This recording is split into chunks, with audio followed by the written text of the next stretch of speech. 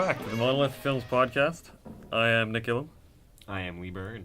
and this week we'll be talking about Federico Fellini's Fellini Satyricon. From 1969. My first note that I have written down, not the first one, but in the middle, it says, "They're not gay, they're just Roman." And I thought that was a pretty good line. Yeah, that is pretty Because good. there's quite a bit of pederasty in the film. Yeah. That kind of starts the drama, is the pederasty. Do you want to try and give a bit of a summary for this movie? Yeah.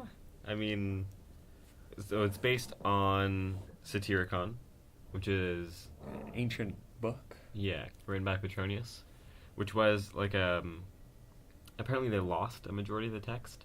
Okay. So in its current state, it's very fragmented, which the movie mirrors that fragmentation. It's episodic. Follows the adventures of Inculpio. Inculpio! Inculpio! So the entire movie. Tries to win back Young boy lover, his slave boy. Yeah, it's confusing whether or not he's a slave or his lover. Both. They're Blurred both. lines. Yeah. Blurred lines. But honestly, that doesn't... Like, that's like the main... Yeah, not really. But it Yeah. falls apart pretty quickly. And you pretty much just follow Inculpio as he ventures forth on various little mini-stories in, like, an absurd, exaggerated Roman Empire. So this is a 2,000-year adaptation. 9 episodes in Yeah, it. 8 or 9. 9 or 10. We'll go through each one, I guess. Yeah. Talk about them. Yeah.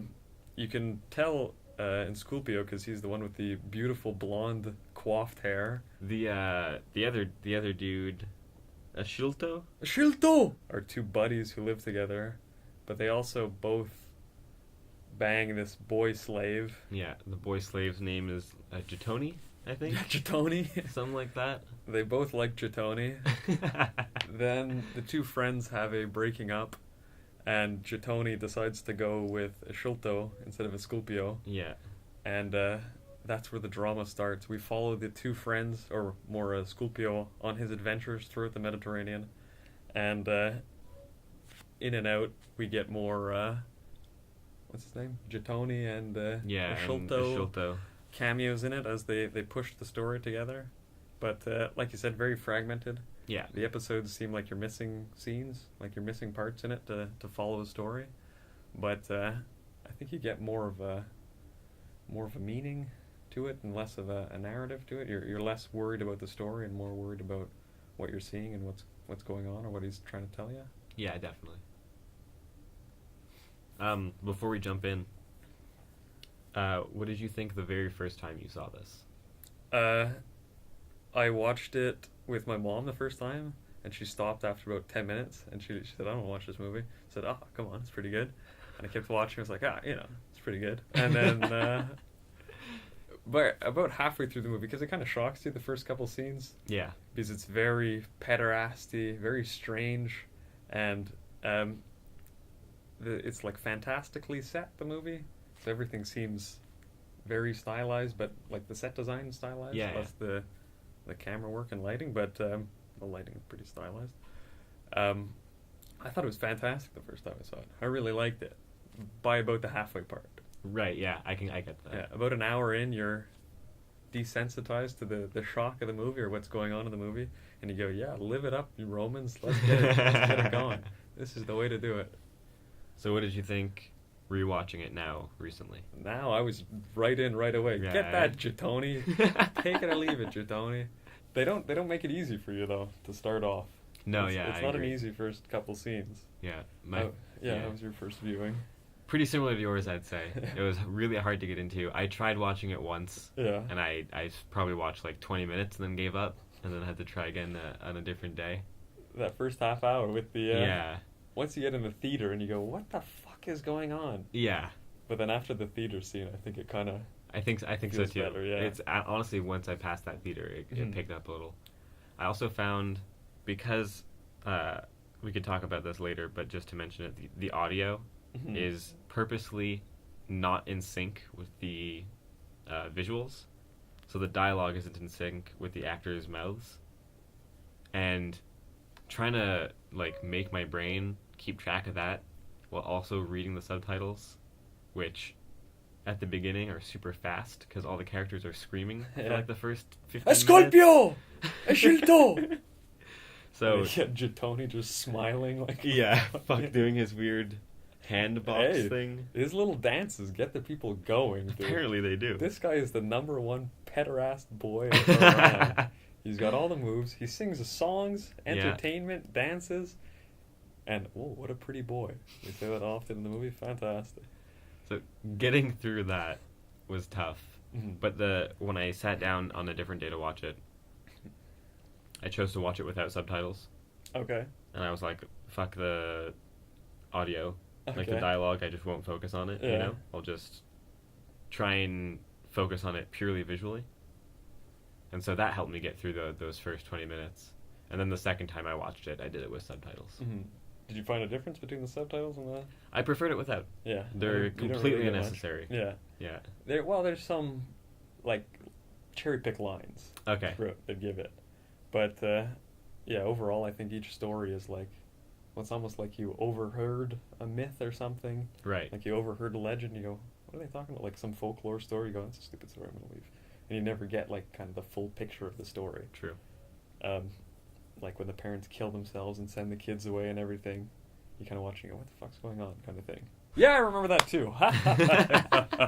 Fantastic. So what do you think the first scene? I don't think the first scene's very well, like it needs a bit of explanation in it. Because you don't really know that it's like an apartment tenement building. Yeah, definitely not. Yeah, it doesn't show, well, I mean, I guess modern people, we wouldn't know what a Roman tenement apartment looked like. Yeah. And they don't tell you what anything is, so you're kind of moving through. You don't know, it looks kind of fantastical too, so you go, oh, is this like some kind of underworld Yeah, it looks... images, or is it just playing on it? Also, it opens with Inculpio, or whatever his name is. Esculpio! Inculpio just yelling. Just absolutely very pissed off, yelling about something. And without the subtitles, it takes us all 10 minutes before you figure out what he's yelling about. Mhm.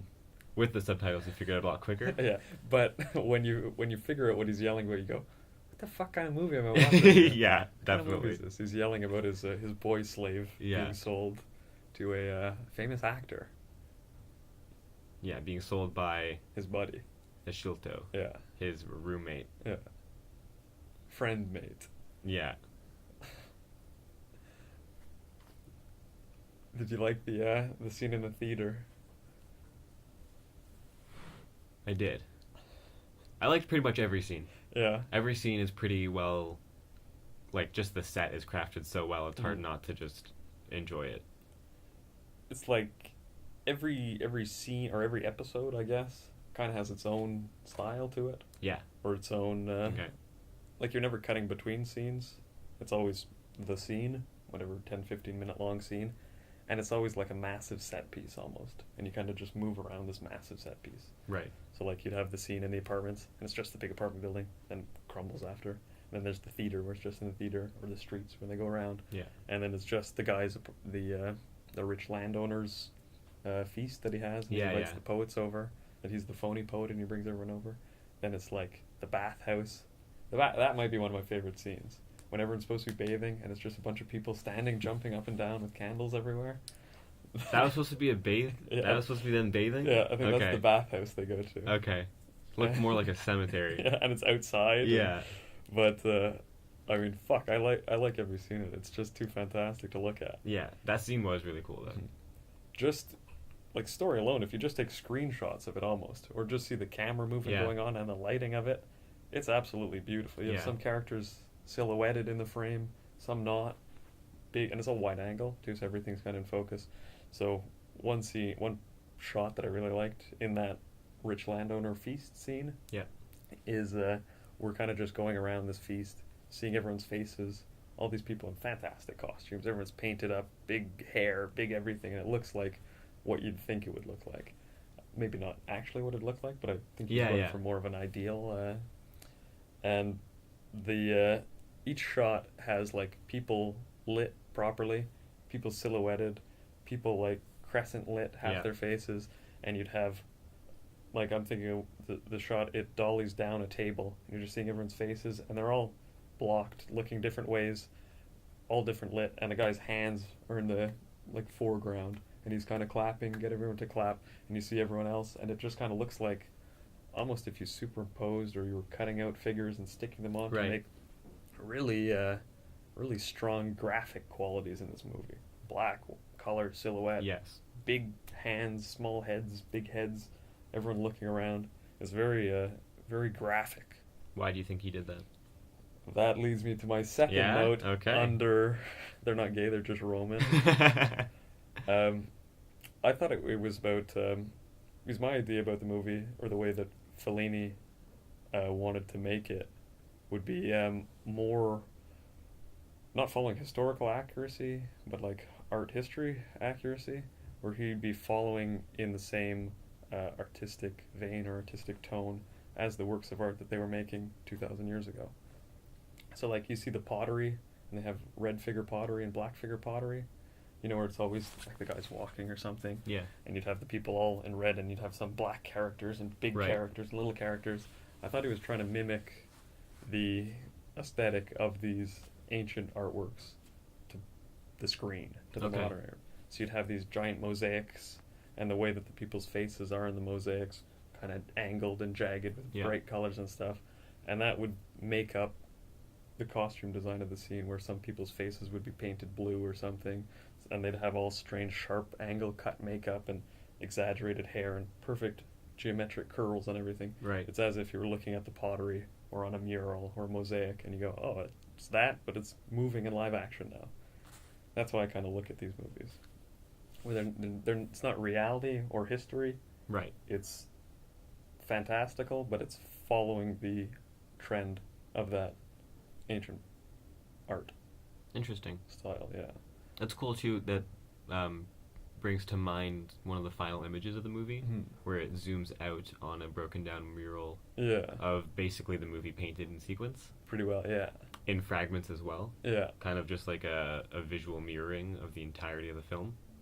it's like a ruinous old temple or something, Yeah. with scenes from the movie painted on it. It's as if, kind of reminds me of John Barth's Chimera. Okay. It's a novel. In it, there's a segment where every day, ancient Greek hero wakes up to a new section of a mural based on his life being Okay. painted. So he kind of revisits his heroic acts Mm-hmm. through this mural being painted day by day. But it's also extremely satirical. Yeah. Like, it's absolutely just like destroying the hero circle and everything like Okay. that. But it's that same like fragmented storytelling Hmm. with the classical themes. It's interesting. Speaking of satire, did you find it funny, the movie? I thought it was hilarious. It's pretty funny. We were talking about we jumped over the theater, Yeah. the first theater scene pretty quickly, but just like the visual tone of the film is very bleak yet extravagant. Mm-hmm. Like they're always like they're in the desert and they're in like these underground ruins. Everything's Everyone's- dirty and yeah. everything. Everyone's dressed kind of like frivolously. Mm-hmm. And then there's like this play, and there's this beautiful set piece for the play, and it's just this dude dressed as a cat farting on stage. Thought He's it was- a pig, the guy. Yeah, fuck, I thought that was so funny. I took a screenshot of that scene with the subtitles, and it says farts rhythmically Yeah. on it. I did the same thing. Fantastic. Yeah. Just a couple good fart jokes. The look of the film, I was thinking, is it's graphic and very geometric throughout. Like the boat scene, Yeah. in most of the shots, there's always diagonal big oars, Yeah. but the oars cut the frame into sections, and they move like this, and there's pillars, and everything's cutting through the frame in these sharp angles. I'll I- cut that in before to the other order. Everything is very like placed either like it's always placed in ratio in frame. Mhm. You know, like everything's either centered or like the screen is split into thirds Mm. or whatever. But it's always like well established cinematic ratios. Nothing's ever too off kilter. No, it's one of the most like blocked movies I think Yeah. I've seen, where everyone is placed to a T exactly, almost like in that feast scene again. Yeah. The last shot in it before the real poet is the rich guy's pretending to be a poet, but he's ripping people off, and when he sends the real poet to go get killed, Apolmo, I think his name, Olumpo, something like that. Something like that, yeah. He the rich guy gives a monologue talking about the landowning class, and that shot is probably maybe not the toughest in the movie, but incredibly hard to light, I would think, because you'd have two people on either side of him, or one on one side, two on the other, both perfectly lit. He's silhouetted in the middle, the background is properly lit, and there's silhouetted people in front. So the amount of lights it took to set this up, to get that image, that graphic look with color, silhouette, big foreground, background, and all wide angle to keep it in focus, they must have been blasting fucking lights like crazy to get that. Like, just the technical achievement of the lighting, I think, in the movie is just unparalleled, I'd say. The graphic qualities are very good in the film. I'll have to rewatch it now. That shot's nuts, dude. Keeping an eye on lighting. That's crazy, that shot. Interesting. The scene we're just talking about with Sculpio meets Eumolpo. These Roman names are ridiculous, too. Yeah, they are. Everyone has 3 names, and it's all the same names, too. Yeah. Tarquinius Valerius Malinkios. It's the exact same guy. I think the dude who is hosting the big party, his name is like Trimalcioni or something like that. Yeah, just like this impossible name to understand. In that scene, there's a line that the poet gives that I think would be one of the lines to cherry pick out. Okay. He says, more value in gold than in art these days, or something like that. Yeah. And I think that, like, in the story, or in the narrative, it would be more him critiquing the empire, because this is the decline of the empire now that they're making fun of, the kind of Nero days, I guess, when the book is based during the rule of Nero. Yeah, so this is like the full excess and full extravagance, but also decline of the empire. So I think the original critique, or the original satire, would be on the times that they're living in. But then when they bring it into the modern era, I think the same critique holds, but to a different means, or to a different end. Yeah. Yeah. I didn't notice that line, but I noticed the theme of art being unappreciated, I guess. Like we were talking about before, the theater scene where it's just fart jokes, and they cut off a dude's hand just so the crowd can yell at the blood. Yeah, and if you check the subtitles for any time they're doing something artsy, it always just says vulgar Latin. That. Like that's their go-to for art is just vulgar Latin. So it's like it's the classical language of poetry, right? But it's vulgar. So it's like this manipulated version of art that they're presenting just for the sake of presenting it. To make that cash. Yeah. Get that money. Get them coins. I'd pay to see a guy's hand get cut off. I think so too, I would, yeah. Definitely. If someone in the back was yelling, Scorpio! Then I'd be into the idea. So it's pretty well after that feast scene where the movie kind of becomes more normal or more easy to digest. Because then you kind of know the character a bit, at least the blonde main character. You can recognize his little blonde coif. True. I think it's also the first scene when they're in their tenement and they visit a brothel briefly, and the theater scene. It's all so like sudden and abrupt. It's kind of just confusing. And then it jumps to that party scene, the like banquet or whatever. And that one's so long in comparison. It's like that one scene is as long as everything before it. Yeah. But that's kind of like a normal movie now. Like you kind of want something. You go, oh, okay, I've seen stuff like this before. I know what dialogue is. This is a movie, you know? Yeah. Less than these crazy angles and crazy shots. The set pieces in the movie are ridiculous, though. Yeah. You know how big the apartment is? That tenement is gigantic. They filmed the entire movie in the same studio. I think they had over 80 different sets. Yeah, that's insane. Yeah, that's fucking nuts. So after the banquet is the party host moves the party to a tomb where he reenacts his burial, right? Yeah. Something like that? Yeah. The party gets moved to the tomb. Yeah. He gets in the chamber, the burial niche. Catacomb. And he has all the slaves cry for him. Yeah. And then he gives one of the slaves some gold, and then everyone wants some gold, and he says, "You greedy bastards, get out of here." And then they go into an allegory after that. Is that the love story between the mourning wife and the dead husband? Maybe. Yeah. With that dialogue, I read that That's there's true, a few yeah. stories within Yeah. stories. Yeah. Without the dialogue, it's hard to tell when What's the what? when it's a story within a story and when it's just a different story. With So the I'm not sure if that's episodic nature of the movie. Right, too. exactly.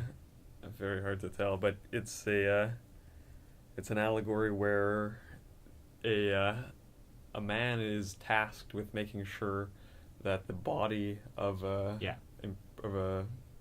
convicted criminal stays crucified up or hung up, and he has to make sure no family members take the body back to bury it.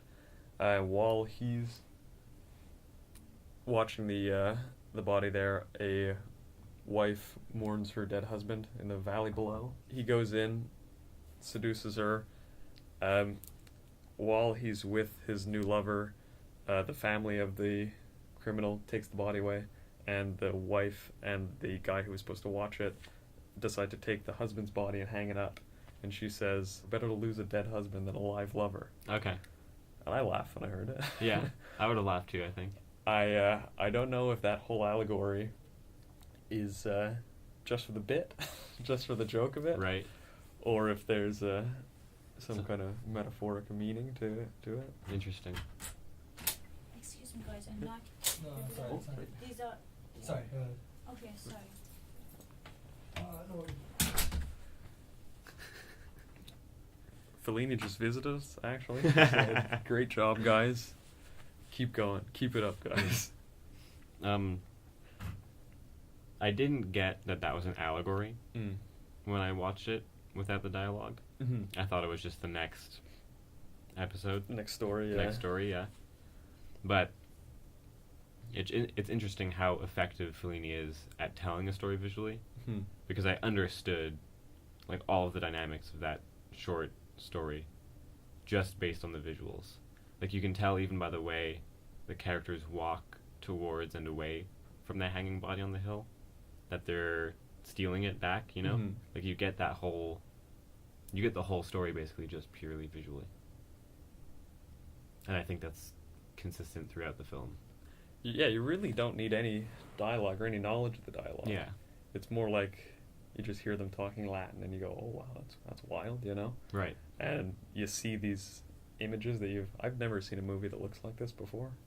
That normally you'd have some kind of historical movie or a historical fantasy movie, and it's kind of what you'd expect, like people in togas and Right, yeah. short hair and everything. But this is so exaggerated and so exuberant and so over the top that it's almost like the nature of the times, like what was going on then with the excess of everything, the orgy culture and come on, we're partying, or I forget what the parties are called, but just drinking all day, going absolutely crazy. And you kind of see that on screen through the dress and the set design and the gigantic set pieces. They're carrying a giant statue of Nero's head through one of the alleys at one point at the beginning, and the thing's fucking 20 feet tall through these little alleys, and it's just like such excess on screen too. Yeah. It's very good to see, very good watch. I agree. And if you're into pederasty, you're gonna like it even more. So yeah, after that scene, we get transported with Esculpio on a slave ship. All three of the boys. All three of them are back together. Yeah. The boys are back in town. Exactly. Back on the slave ship, or on a slave ship, where Esculpio ends up marrying the captain. His job is to find all the pretty young boys and bring them to Caesar on the island. Oh, okay. So he collects all these boys, and he says, Esculpio's too pretty to go to Caesar, I'm going to marry him. Okay. So he marries him on the sea. With his wife's permission, don't worry. Yeah. And I think it's my favorite marriage scene in any movie. Yeah, probably. I don't think there's a better one. Yeah, it's fucking funny. but just to look at too. Fuck, is Yeah. it cool looking? Oars everywhere, cutting. I don't the know how the green. fuck they did those boat shots. It's wacky, Yeah, like and if they it's all in build. studio too. Yeah, that's it. Awesome. Like it looks very good. Yeah, and he gets married to the captain of this ship, and then when they show up, it turns out that there's been an insurrection and the boy king has been killed.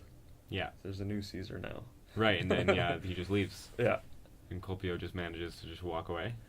I was trying to put the story together when you watch it. Yeah. Because you go, what the fuck happened in between those Exactly. scenes, you know? Yeah. But it's kind of, you kind of follow it. He's at home, his home gets destroyed, and then it's kind of his adventures through the Greek world, Yeah. moving along in this little event, like any kind of Greek epic story. It's Right. always a journey for it. You go to Troy and you come back. It's always some outside of their home Yeah. hero definitely. story, and it's pretty well the same thing in this story. Just Esculpio isn't the toughest guy. One. I really like just the look of the boat. There. There's so many characters in this movie, but Yeah. like so many faces you see in the movie. Like every scene probably has like 30 close-ups. Oh yeah, for of, sure. of tertiary characters. Yeah. When this movie's on YouTube, by the way. Yeah. Yeah. Yeah. When I searched it up to watch it on YouTube really quickly today, I saw Criterion Yeah. made like a cut 3 reasons to watch Fellini Mhm. Satyricon kind of Yeah. thing, and like at least half of that video is just a super cut of close-ups of people's Yeah. faces. That's what I found the movie was through that Yeah? video. Yeah. Interesting. Whenever, like 4 years ago, whenever it came out, that one. Yeah. Sick one though. Yeah, that was it was. Check out the 3 reasons. It's a good video. I was more shocked by just the makeup in Right. that little short video, and the sets, the gigantic sets Yeah. that they were using. I'm pulling this from a book called The Cinema of Fellini by Peter Bondinella. Shout out to Peter Bondinella. Like Yeah. and subscribe. He's Peter. he's got a few sources on Fellini that are actually really good. He told Rino Carboni, the director of makeup, he told him to aim for hallucinatory, spectral, and haunting effects, an appearance supported by Fellini's preparatory sketches. And for the set and costume design, produce surroundings and clothes that conveyed a timeless and unreal quality. Very dreamlike, the movie. Yeah. Yeah. Yeah, I wrote a lot about Yeah. Dream. But the makeup, it's almost like theatrical makeup. I'd see it. Where, Yeah. like if you want someone's nose to look big, you put black lines. Yes, to definitely. accent the nose or something. It's all very, very stylized makeup, but that's where I kind of got the relation to the mosaic and the old art, where you just kind of have cartoon lines, hard Yeah. lines, fat lines like that. It's more about the shapes than it is about Yeah. the details. Mm-hmm. Very cool. Very cool. Do you have anything more to say about the death of Caesar? It's good enough. Seems kind of more like transitory than anything Yeah, else. well, it's like almost a plot, because we miss a plot point after that too. Because then after that scene, then they're being chased by the new Caesar, so they have to get away from new Caesar, but we never know why. Well, they're still slaves. Yeah, but everyone's slaves. That's Everyone's true. free. No one knows nothing in That's these true. times. Fuck. But yeah, there's some plot point that we miss after that death. Good death. Did you like the death? Yeah, that's the one where he's getting stabbed by yeah, like a bunch of 3 guys dudes. poking him with spears. I thought they did that pretty well, actually. Right. For a '69 movie, I Mhm. was surprised that the camera didn't shy away from the scene. Usually, you'd expect it to kind of like pan up so that you'd cut only to see. reaction shot. Oh, Yeah, or exactly. something, yeah. But you just see the spears What, fully coming up, penetrating yeah. this dude's body. And then a Pretty- close up of this like poor kid. Ah! Yeah. And a bunch of blood comes out of him. Fantastic. It's kind of funny, like thinking back on the movie, it's almost like you're thinking back on a dream too. Yeah. What the fuck happened next? Was it that scene, or they're in the dinner and now they're in a tomb? Yeah. This guy's getting in. Now they're pulling a dead body down. What the fuck's going on? It is kind of, you feel like Yeah. a dream Whenever you or try some to kind of- explain a dream to someone, yeah. you always just remember major scenes. You never remember how it got from one Mhm. scene to the other. Yeah. So at this house, all I remember is the suicide. Yeah, so it's like these parents are gathering all their kids because there's no food or something, or the crops are bad. I forget the motivation Right. for it. Load them all on this cart. Also, the cart's fucking pretty stupid. It's like a horse with a buggy in the back, but the buggy only has like chariot wheels, like 2 wheels instead Okay. of 4. So everyone's just swinging back and forth on this little uneven thing. Fucking get 2 more wheels. I get 1 more wheel, asshole. Put it right on the front. Fuck. Then you might be able to get food for your fucking. Anyways. And they send the kids away, and then the parents decide to kill themselves, and then a Sholto and a Sculpio come around the bushes and go, huh? And then they're inside the house. Yeah, they just jacked their house. Yeah. Not bad, but it Yeah. seems like there was stuff in there. They were eating and partying. There's other people in there. Yeah. They're hanging out. They find a little slave girl, Yeah. and they party with her. Oh, they threesome with her. They get it down with her. Is that scene? Yeah. Yeah. They boogie. These Romans, they're partying. They These eat, like, guys. what, they shove rice in each other's mouths or whatever they're eating? They always eat. Do they just shovel food with their hands into their mouths every time they're eating? Yeah, that's true. What's his name? Sculpio has the plate 2 Yeah. inches from his mouth, and he's just bulldozing Yeah. food into it. The excess, the gluttony of the film grossed me out pretty well. I can take gore, but honestly, people eating grosses me out. The whole movie almost is people eating Yeah. gross too, just shoving fucking tomatoes in your mouth. Faces covered in makeup and grease. Sweat Yeah. and fucking oil on everyone. One dude was like literally dripping. He was so sweaty during that banquet scene. Yeah. That I was think I know the fucking- exact guy yeah. you're talking about. That was fucking funny. Fantastic. But it's also like, it almost feels more real through the style, though. You know, it doesn't feel like a movie. It feels like you're on a different planet almost. Yeah, definitely. Like any like a Spartacus movie or something, like around the same time, where it's this kind of period piece epic movie, or it's supposed to be. Yeah. And you get Spartacus, where it looks like a Hollywood movie. Everything's shot out like a Hollywood movie, back and forth, like things you kind of move through it. But this is kind of like, it's so fucking weird, and the makeup is so fucked up. Yeah, yeah. And everyone's sweaty. Like you go, this is a movie or just people like fucking around? Like, Yeah. what's going on here? That it's such a shock on the system. This movie. I think that's why I like a movie like this. It's very strange. Yeah, it is very strange. Good strange. I would rate this leaps and bounds over Spartacus. Leaps and bounds. Yeah, over it. even, Leaps and bounds. The only one it made me think of, I haven't seen Spartacus. The only one it made me think of was Gladiators or Gladiator. Oh, yeah. Is it plural? Just the one. Just the one, eh? Yeah. That's the only. I think- Maximus Aurelius Margellius Quintilius. He has 20 names. In Yeah, his fucking exactly. Name that way. I think that's probably the only other Like a period piece I've sword, seen of this sword and period. sandal movie. They call Yeah. it. Yeah. And it is just like you said, on a completely different planet compared to that. Well, that looks like, okay, they got horses. There's a story here. They're in Yeah. a movie. This feels like a myth or a legend or something that someone's telling you, and you're kind of picturing in your head almost Yeah. what you'd expect people to look like, and you go, yeah, I bet that guy was fat and fucked up. Yeah, Yeah, I bet he farted or something. You kind of make the story in your head, and it's on screen what's in your head. Yeah, that's it. It's like you hear about this period of the Roman Empire, Mhm. and you hear and read about its extravagance in like history class or whatever, and naturally you blow it out of proportions in your mind, Mhm. right? So like during that banquet, they have this fucking giant pig the size of a car, Yeah. filled with just more meat. They, But, like- they trick the guy. They think they didn't gut him, and they pull out tons of sausages and Yeah. stuff. Look, it's more Full- ropes of sausage, and the guy's happy. Everyone's clapping. Full chickens pop Yeah. out of this pig. Then they have some dwarf guy walking around with big hands to show everyone to clap. Clap, everyone clap. But like it's that's fucking good. that's what I would have imagined in Yeah. like when I was taking history, you know? This is how I'd like to picture Yeah, it. exactly. You know? Just something so excessive but so crazy. Yeah. Otherworldly. And I found it more. I find visually the Mhm. costumes and makeup almost seemed more Egyptian to me than Yeah. Roman. Because when you see Roman depictions, they Mhm. aren't that extravagant. Yeah. But when you see Egyptian depictions, they always are that extravagant. Mhm. They leave. Enculpio goes to the mansion with his enemy Ashilto, Mhm. and they have a threesome with the slave girl they Yeah. find. But it's almost like they're buddies again now. Right? Yeah, exactly. So we miss a few reasons what happens. I think there. maybe sharing the trauma of being a slave on the boat Mhm. made them bond or Yeah. something. That's all we get. That's the There most could we be can like get. another 2 or 3 episodes though in between. Right, yeah. Could have been lost. We don't know.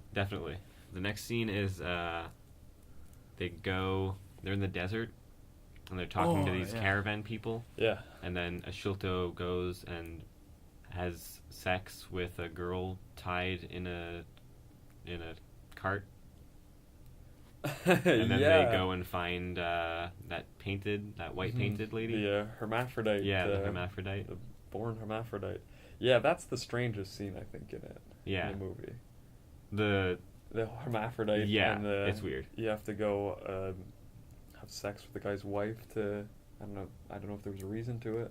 I think, again, I didn't watch it with subtitles, Mhm. so that whole desert scene Yeah. to me was like, what the fuck is going on here? But even with the subtitles, it's Yeah.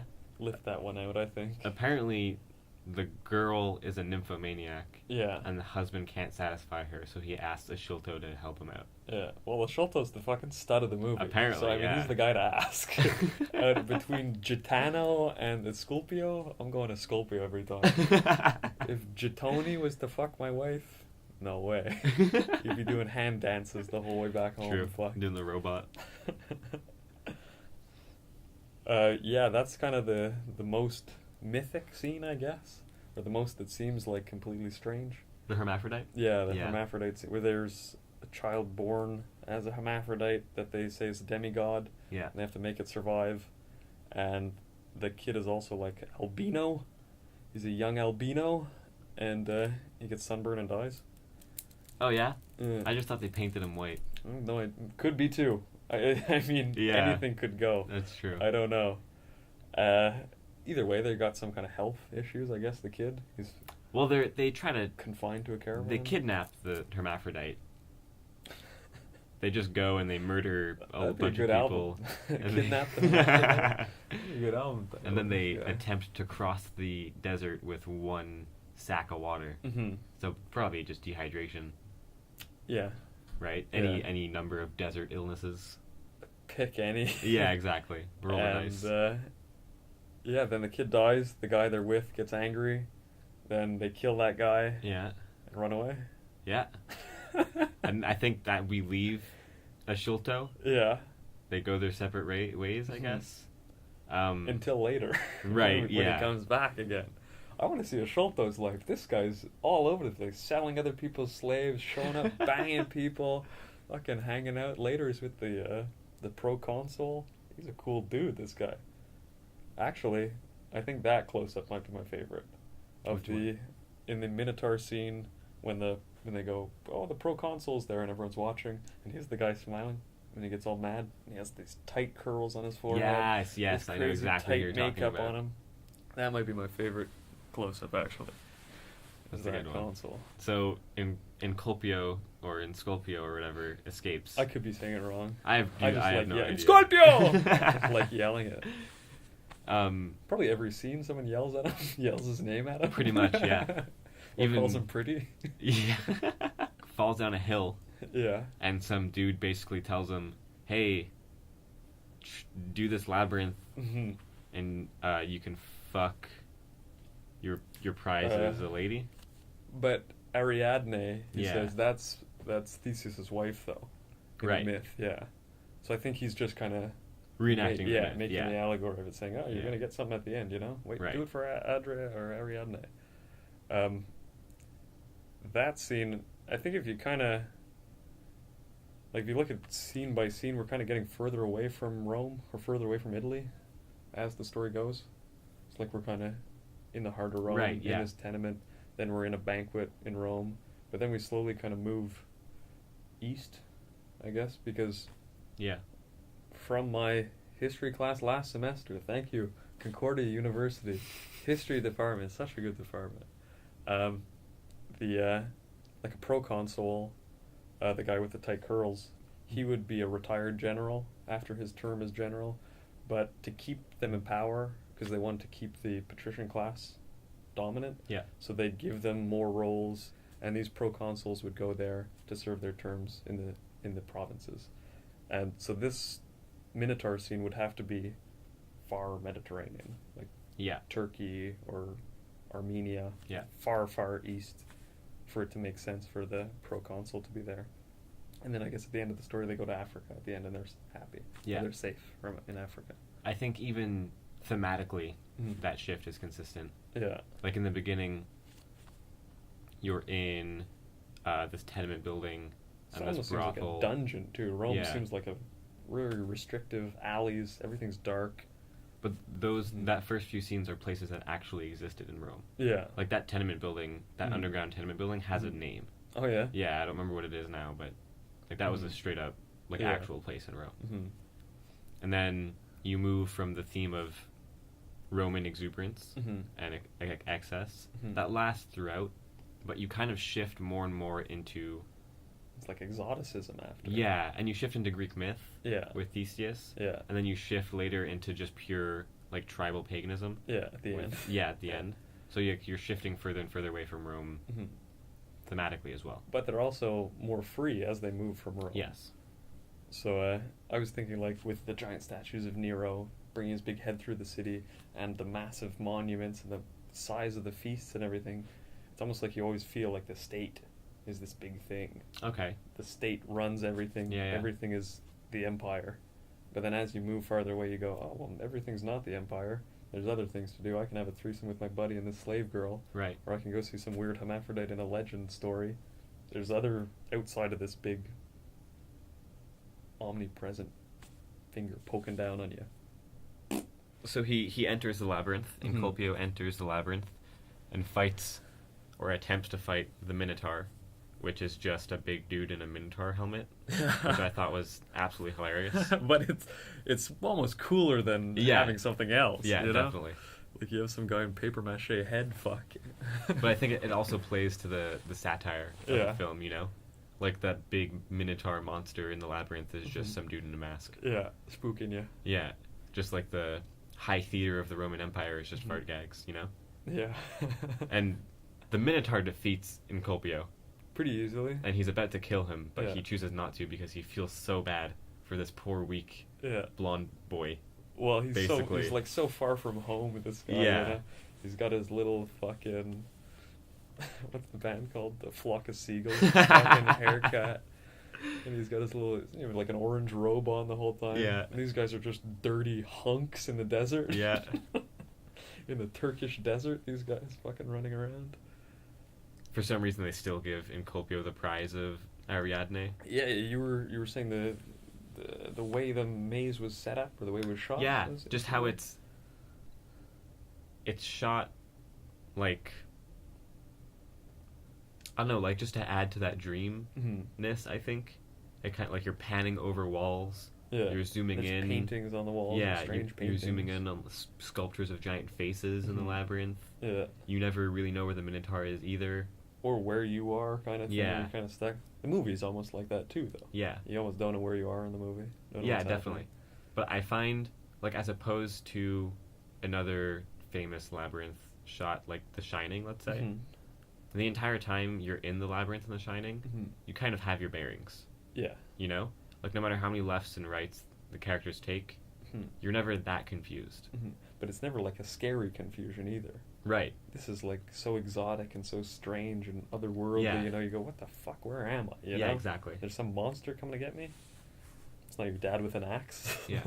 And keeping on theme with the metaphor of the labyrinth in the Mhm. myth of going deeper into your own consciousness to defeat whatever mental monster you have.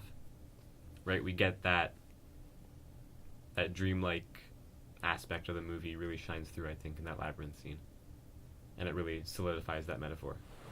And it turns out at the end that Scorpio is just a little pansy boy. Yeah, exactly. That's what we find out about him. Yeah. He's got nothing good for nobody. And that is brought home by the fact that he is impotent and unable to satisfy Ariadne. Yeah. Oh, that's true, eh? Yeah, he Everyone can't do gets it. mad at him. Yeah. Or what, he can't get a boner, the guy.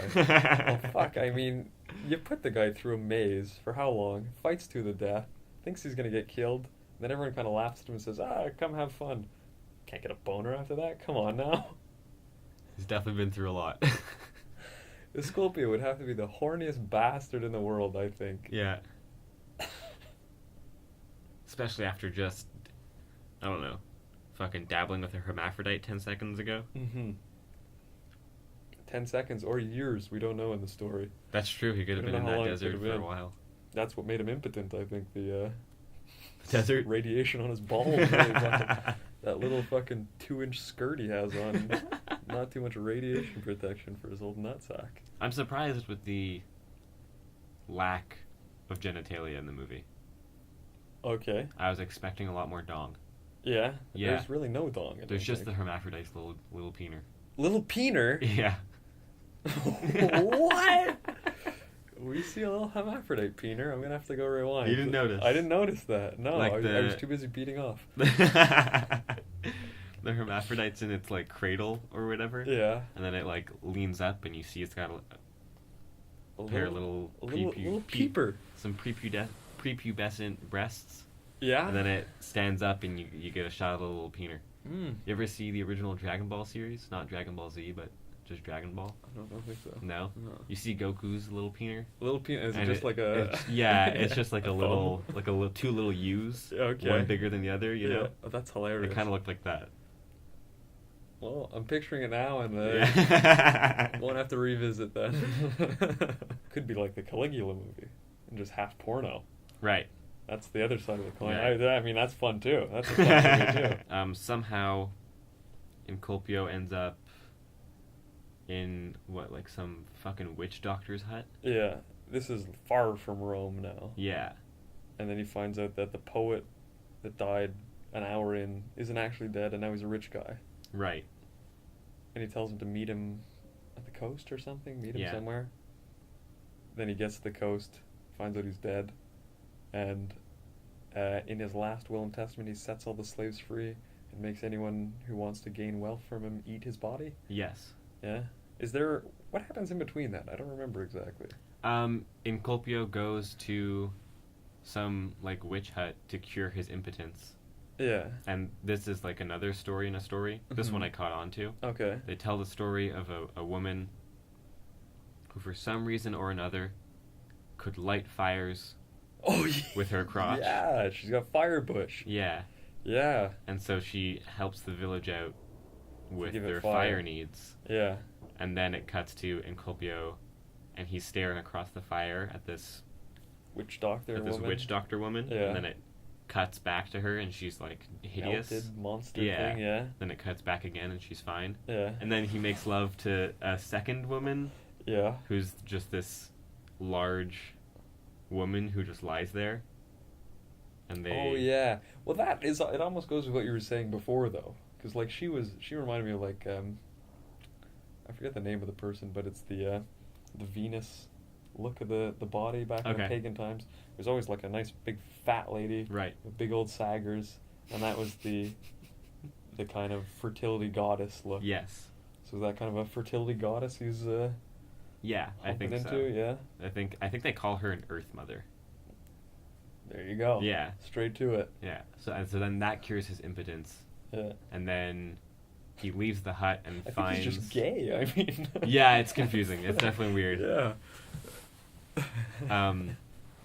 When does Ashilto dies at some point during Mhm. this? I think he's trying to get to Inculpio and he dies on the way there. Yeah. And then or he's dying and as they leave the hut to go to the coast together, Ashilto collapses. Okay. Something like that. Yeah. And then Inculpio's like, all right. And then peace. He leaves, gets on the boat. Yeah. What do you think of the ending, where the slaves are free to go, and the rich people have to eat his body? Yeah. Eat Alupo, the poet's body. Why do you think they do that? Is that the farthest from the Roman civilization that you could go, where you're back to cannibalism? I think it might just be a physical metaphor for inheritance. Okay. Yeah. You eat his body and you acquire his wealth. Yeah. Kind of thing. It ends. The movie ends mid-sentence, right? Pretty well. Yeah. Because the novel ends mid-sentence. Oh yeah. Yeah. It ends very abruptly. Though. Yeah. Yeah. Like it ends on a shot of Inculpio's face on the boat, right? Yeah. With the ocean behind them. Yeah, and then it fades to or Yeah. dissolves to the painting. Right. Yes. Yeah. That could also be a satire too, then, where the rich guys have to eat the body. It's almost like the Roman state devouring itself. Yeah, All definitely. these kind of rich, greedy people Yeah. just fucking it up. Also, I think, I don't know if you want to get into it right now, but you had mentioned its satirical implications with the time that this was released. Mm-hmm. I think this critiques both sides of Rome as it critiques both sides of modern civilization, Mm-hmm. and that would be a critique of like new money, Okay. right? How they're just like devouring each other, like you said, or Yeah. devouring Rome or whatever, just to maintain wealth and status, Mm-hmm. when really they're not doing anything really to earn that wealth or Yeah. to deserve it. They're just eating some dead poet. Yeah, exactly. Overall, did you like it? I did, yeah. Yeah. I did. When I finally decided that's it, I'm gonna Mhm. sit down, I'm gonna do it. I definitely preferred it without subtitles. Did you? Yeah. Rewatching it now, just the other day, I think it might be my number 2 favorite movie this Oh week. yeah. I think it might be. I really fucking liked it. That we've done, or like of all time? I think might be of all time. Oh yeah. Yeah. Well, I think Chinese Bookie might be my favorite, Okay. and then this one were close second. Interesting. Just because it's so over the top. Yeah. And the camera's not, because it's everything you like in like an Italian movie. There's kind of just the mass of people, like in all the kind of neo-realist movies. There's always a million people in it, and you're kind of always in the crowd with the people. Same thing with these shots, but they're all planned perfectly, not just kind of running around. And also the Italian zooms just go throughout, and they're the fucking coolest zooms out of anyone doing zooms, you know? Yeah. All the Italian horror movies we were talking about last week with these crazy crash zooms. Right. Yeah. Going down a mile, the zoom in on someone tight close up of them, or moving the camera through the scene, turning around a character, zooming in. You have all these people lit so fucking to the T, everything. I find it very professionally done. Okay. Very pro job on it. Yeah, it's definitely. Mm. I mean, Fellini knows what the fuck he's doing. Let's jump in to Fellini's critique of modern culture through the lens of Roman satire. I would love to. Please take the reins, Lee. Yeah. There's so this was released in the late 60s, and in the early 60s, Western culture saw the rise of the hippie movement, the sexual revolution, and other such cultural movements based mainly on hedonism. And I think this movie accurately critiques hedonism as a shallow excuse for excess. It's almost like false freedom, though. Yeah, exactly. Yeah. Yeah. Because the most carnal pleasures they have are when they're in Rome, when they have the big orgies and you're in the apartment and every second loft is a brothel. Yeah. Or some guy with some Roman soldier with no pants on or something. And then it's dirty too, dingy, all these gigantic state buildings. And then when the guys are actually seem like, because Sculpio seems like he's happy when he's getting married to the boat captain. Doesn't seem like he's too worried about it. Right. Or too, yeah. It's like the further you kind of get away from the carnal excess, the more pleasure you get almost, or the more kind of freedom you get. Yeah. Because I guess you'd be most free. You'd be most free in Rome as a Roman citizen on paper, but in theory, they're only free when they leave to Africa. Right. When they get Yeah. out of the Rome completely, is the only time that they're actually free. Yeah. Would you say it's the same thing with all these kind of sexual revolutions or these social revolutions? They give the illusion of freedom. Yeah. Yeah, I think so. I think Fellini has some pretty conservative values, Mhm. not politically but socially. And I think maybe he's trying to draw a parallel between the shift from myth into the Roman Empire Mhm. and how the state of that empire was collapsing until the proper values of Christianity come to save the empire.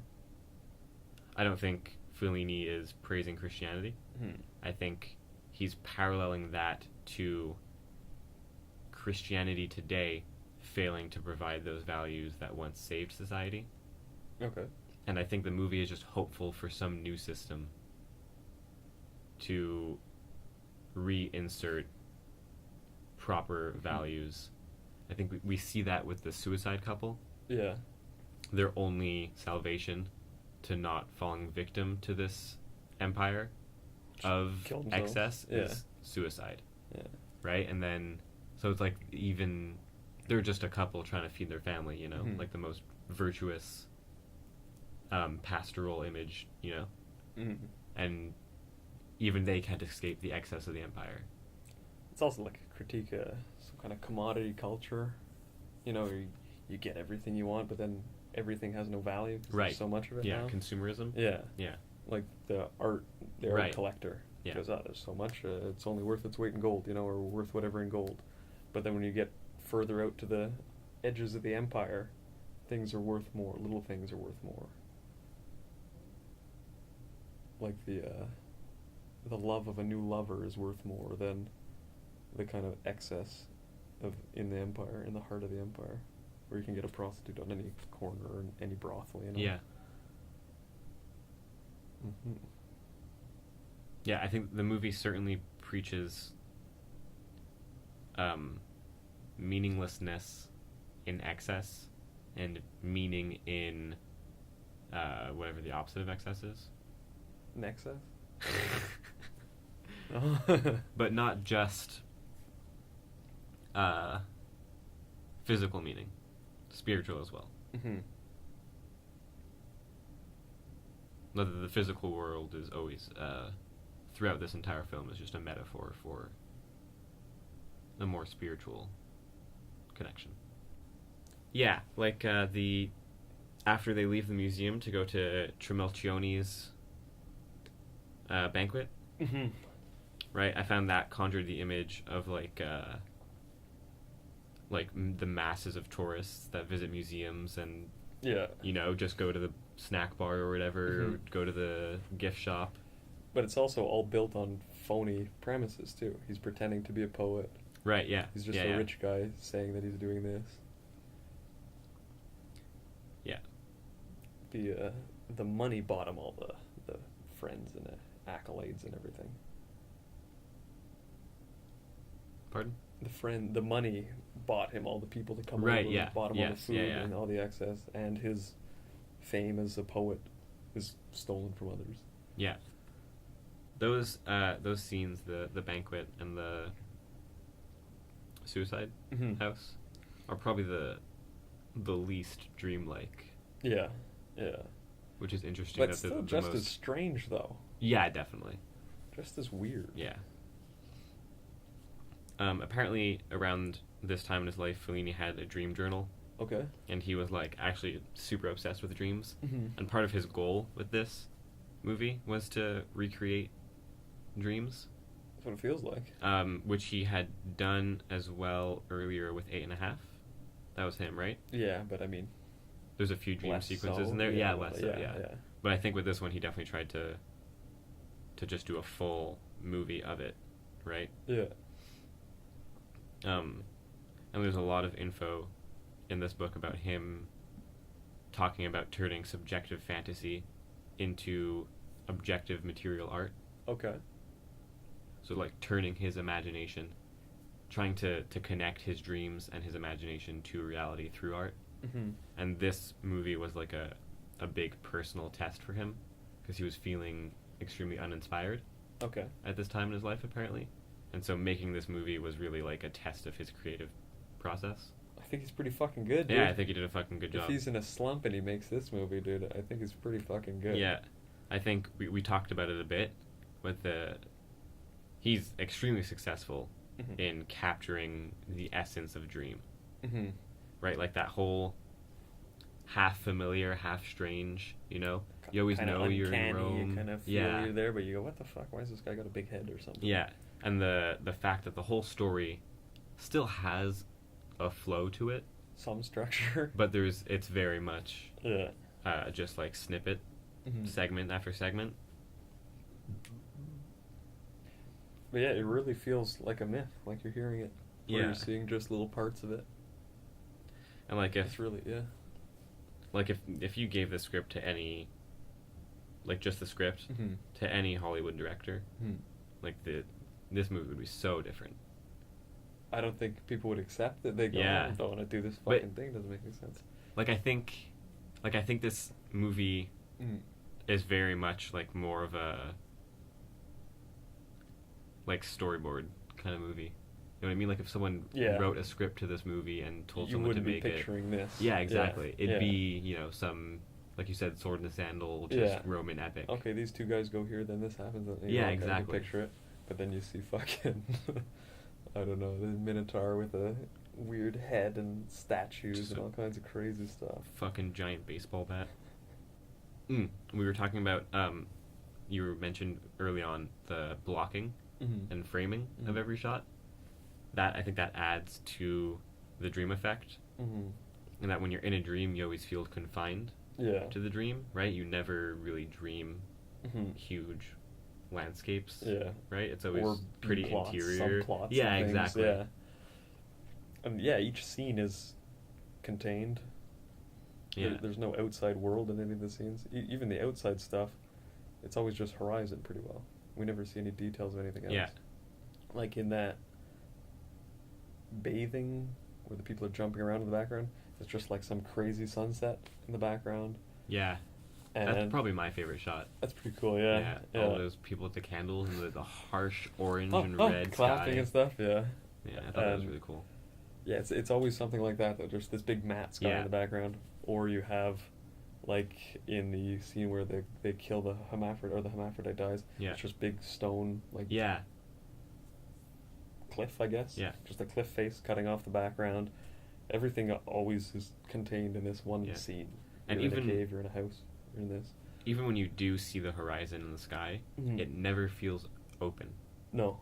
Right? Like in that like bathing scene or whatever, Yeah. the sky fades from sunset to like black. Yeah. So it frames the whole shot in darkness. Mm-hmm. And then when you're on the boat, is probably the most open shot we ever get Yeah. of just the ocean and the sky. But it's just, the boat. yeah. So you're still trapped in that boat. Yeah. So I have this theory about Ashilto. This is something I thought of before ever researching the movie. Okay. Based solely on the Hair of the main characters? dream Okay. essence Yeah. of the movie. Yeah. I don't think Ashilto is real. Oh, no. No. Okay. I think Ashilto is Enculpio's alter ego. Okay. Like it's his dream ego. Yeah. It's who he aspires to be. Yeah. He's the cool guy. Right, exactly. Shilto is the cool dude. Yeah. And so Mhm. every time we see Ashilto, Yeah. he never interacts with the world directly. It's Mhm. always vicariously through Inculpio. Okay. Whenever they're doing stuff with other people Yeah. or touching the physical world, Mm-hmm. they're always together.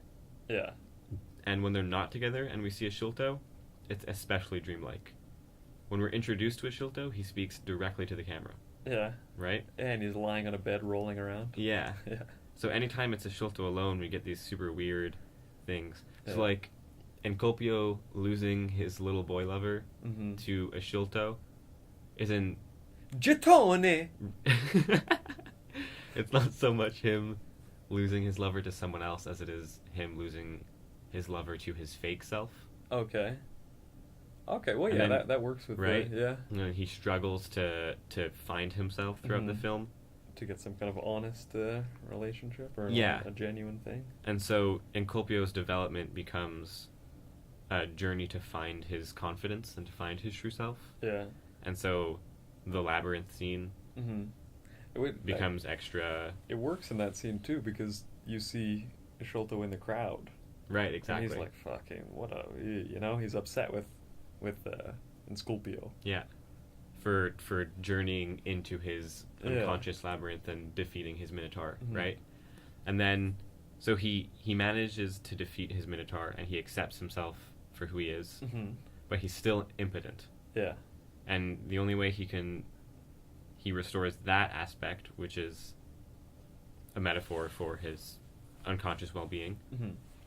is to have a genuine sexual experience based on like almost like a connection of the soul Well, you as need. opposed to like ownership. Mm. Every other sexual yeah. encounter has been ownership based. Mm-hmm. Someone was someone's slave. Or he's someone's slave. Right. Yeah. And then the final one that cures his impotence is him with this sorceress, this earth mother, you know, this Yeah. like spirit of fertility. Like more spiritual connection that finally cures him, and he's able to bury Ashilto Yeah. and leave the dream world That's a good to read. Africa, the real world. Yeah. Sounds good to me, dude. Yeah, you like it? I agree. I like it. So, yeah, that's how I took the movie the first time. We were relating the themes of this to the sexual revolution, the hippie movement, and other hedonisms of the 60s. Mm-hmm. And there's this quote from the book, The Cinema of Fellini, that discusses the movie's premiere that took place at Madison Square Garden after a rock concert with an audience of about 10,000 hippies, apparently.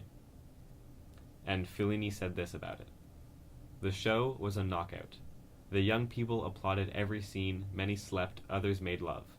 Amid total chaos, the film went on relentlessly on a giant screen that seemed to reflect an image of what was happening in the hall.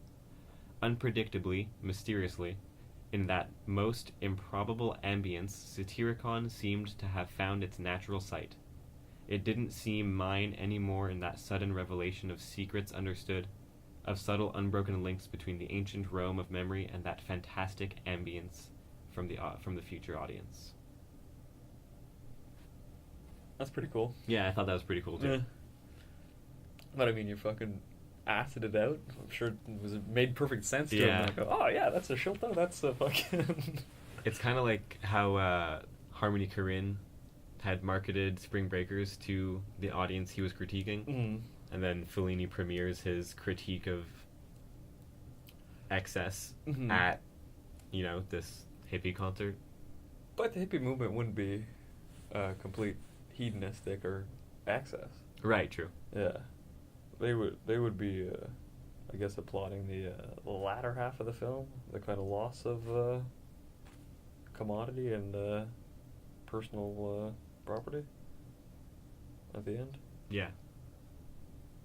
Either way, cool premiere. Yeah, seriously. I think a cool fucking spot to do it. That'd be pretty fun, just end a concert with a nice 2-hour movie. Yeah. If you like the Rolling Stones, you're gonna love this 2-hour Fellini Italian Satyricon. movie. As always, reading reviews on Letterboxd, starting with the lowest of them all. Worst of the worst. Worst of the worst. Yeah. Increasingly adept at caricature, in parentheses, look at how poignant the neurotically conceived characters of 8.5 remain, reality figures tensely encased in the shimmering shards of the director's own consciousness, end parentheses. Fellini presses onward and finally manages to remove any trace of humanity from his cartooning. There's no moral tug here between his subjectivity and its objects, only a solipsistic retreat into his own unearthed fantasy. Removed from responsibility, Fellini's work becomes selfish and mechanical. It would be repulsive if it weren't so boring. Not that boring. I didn't think it was boring at all. But yeah, it's not a movie about feeling or about intimacy like that. Right. It's about excess and excess of style and excess of form. I think to call an individual's work of art solipsistic isn't... I mean, what else is art? You can't make art through someone else's perspective. No. That's practically impossible. Yeah. Right?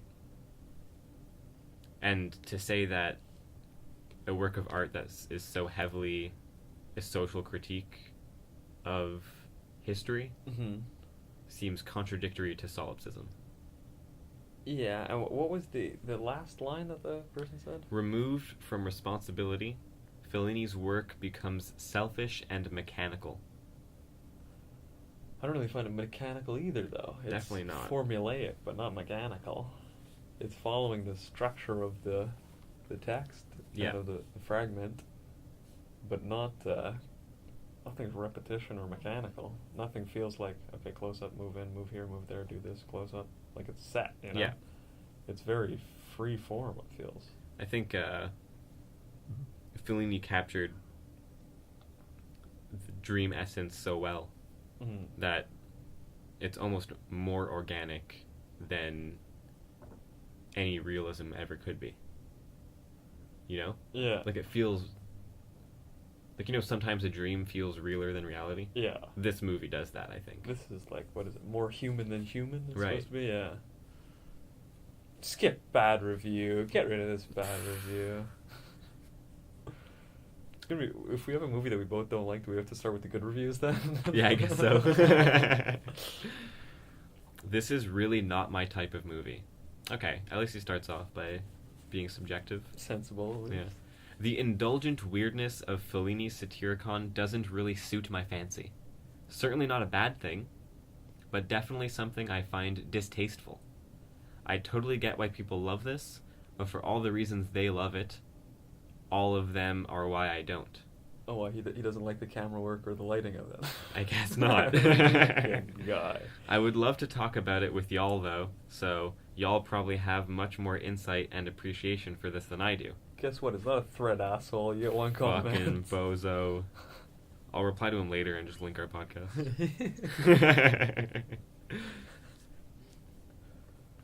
Oh, okay. Was I offended by this movie? No. Unfortunately, I was also not entertained, amused, titillated, educated, intellectually stimulated, or artistically moved. The whole point of the movie in 1969 was to shock. Unfortunately, it has not aged well, and what was newly shocking then has become not that big a deal. If the director's last name had been Smith instead of Fellini, this film would never have received the praise it did. Unless this is on a list of movies you are trying to complete, skip it. I don't think that's right either. I mean, even in his list of things that the movie didn't do for him, Yeah. at least the very last one is, was it artistic something? Artistically moved. It did not artistically move him. Artistically moving. I think that might be objectively artistic. I would agree. I don't know. You got the insane camera movement, insane lighting. Yeah. Everything's set perfectly, and it's some avant-garde structure and narrative. I mean, shocking isn't really. But he means like shock jock shocking. I think is what he's talking about. Shocking, not shocking like narratively shocking. Right. So I mean. I think this dude was expecting like an exploitation film. Yeah, I don't know. Well, or Caligula or something. Right, yeah, Caligula, yeah. Yeah. Yeah, I think the whole artistically moved thing, I think it's a pretty popular debate whether there is an objective form of good art. Mm-hmm. I think there is. Yeah. I think this is it. I like think it. this yeah. is objectively good art. Yeah. Not because of my opinions of the film, Mm-hmm. but I think because of the director's intentions and his success in those intentions. Just besides the point there, what did you think of the soundtrack of the movie? Did you like it? Didn't notice it. Didn't notice it? No. I think it's mostly only certain times in it. Yeah. I read that it's all, like, electronic or, like, Afro-Asian. Yeah. Organic. It's Very like a mix of weird those. sound, like horn, weird. Yeah. Horns, tons of ding ding ding ding ding. I think it's certainly helped me, like, dive deeper into this whole dreamscape. Yeah. Like, it definitely set that tone. The exoticism Yeah. of it. Yeah. But Yeah. it's nothing that stood out to me. No? On the plus side, it's not as awful as I feared. On the other hand, it is ridiculously indulgent. But more than that, it's tedious and grotesque portrait of decadence. How's that a bad thing? Anyways. Now that's certainly intentional, so that in that sense it's an effective piece of art with very vivid scenes and colors. This is a patrician landowner from ancient Rome writing this review. I don't like how they show excess. But the ultimate question is that something you want to spend 2 hours watching? And in my case, no. This dude gave it 2 stars because he just thought it was too long. He gave it 1 star, 1 star. Well, I mean, He basically says it's good, yeah. it's effective art, it's beautiful, but it's 2 hours, so I don't like it. Not his cup of tea, I guess. I guess, yeah. I mean, you could cut the first 20 minutes, maybe. I mean, just first 2 scenes, get rid of them. Start at the museum. Seems like the movie almost starts at the museum, Yeah. anyways. I mean, you could just watch each chapter like a TV show Yeah, if you wanted to. that'd be So cool 2 hour too. sitting's too long. Do it 1 a day. Yeah, 9 days and you're fucking done. Half an Yeah. hour a day or whatever. 10 minutes a day. A scelto! Not that many half stars. There's only a handful. Oh yeah, Yeah, I think it's got a pretty solid average of it. average. Yeah, 3.5. Fair enough. Yeah, 7 out of 10. Mm-hmm. What are the good ones? Any 5 stars? Full 5? Yeah, let's jump into the 5s. Just the cover is so funny though. Yeah, it is. Well, you have the cover open. It's the 2 main characters kind of embraced Rome before Christ, after Fellini. Looks like they're riding like a white horse. Yeah, it's so which stupid. does not happen ever in the film. No. Good, yeah. Good marketing on it. Yeah. Fantastic. 5 stars. But I mean, if the marketing there doesn't tell you what the movie is, you know? Just Yeah. that one tagline at the beginning. Yeah. That's what it is. Sorry, yes, please Yes, continue. 5 stars. But Decadent. yeah, just the cut. No, I'm just kidding. The first 5-star review just says decadent. That's all it says. Good enough for me, I guess. So, anyways. My favorite Fellini, in which he recreates ancient Rome in a lush, erotic, grotesque, and dreamlike manner, almost as if specifically dedicated to me. Certain aspects... This is Tony writing the review. It was so good. I danced with my hands to it. Certain aspects of the film are silly, but that's what adds to its wonderful absurdity. The film transports me to a different time and space and represents the naughty side of cinema that I love perhaps more than any other film. I'll never understand the hostility towards it. Good enough review. Yeah. Transports you to a different world pretty well. Naughty side of cinema. I don't know so much about that. But Right, yep. Dude gets a little too excited about this one, I think. I like when we see that hermaphrodite dingle. I like that Goku thumb that pops out. What is that, Goku's thumb or a hermaphrodite's fucking... Perhaps one of the most singularly strange film I've ever seen. Fellini's Satyricon is Federico Fellini's freely adapted, hallucinatory reimagining of Roman satirist Petronius's Satyricon. And I'm getting angry now. Okay, this first paragraph is just like setting up the... Once Petronius shows man. up, I check out. This is longer than I thought. Well, looks like a review to skip then. Yep. If you're writing on Letterboxd and you have the express purpose of having the Monolith Film Podcast read your review, make sure it's one word, decadent. Then we'll read it. But if it's 5 paragraphs long, good luck on another podcast. Buster. Yeah, these people need like a fucking blog or something for these Maybe. long format Yeah, reviews. You they're know? a bit too long. Yeah. A paragraph is good. Half a paragraph is fair. But this guy's like straight up 5 paragraphs. Yeah. I don't think I am really ready for late career Fellini. He gave it 5 stars though. Anyways. Everyone has got a different answer for the question, when did Fellini descend into incoherent extravagance? And I think that my answer is Fellini Satyricon.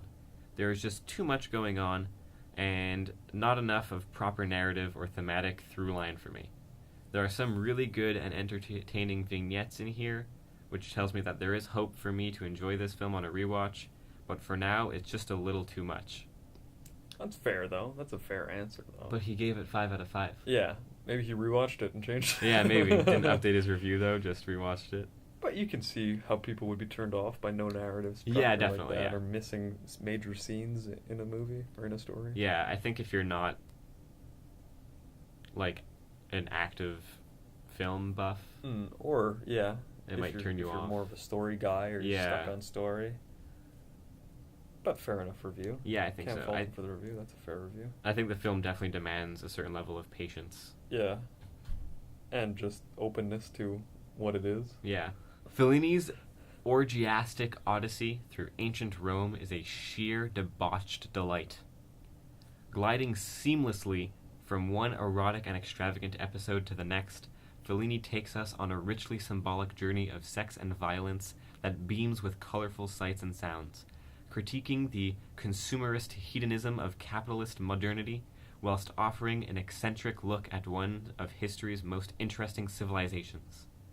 Similarly to the films of Alejandro Jodorowsky, it is a great joy to see Fellini granted all the necessary resources to realize his audacious and ambitious surrealist masterpiece on the large scale it clearly required.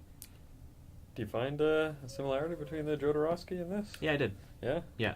I think as well, I've only seen The Holy Mountain, Yeah. but I think there's a similar... Not enough turds, I think, in this one. To Jodorowsky. What are they doing that they smoke the turd, right? Do something, transform it to gold, Yeah. or they alchemy it to gold.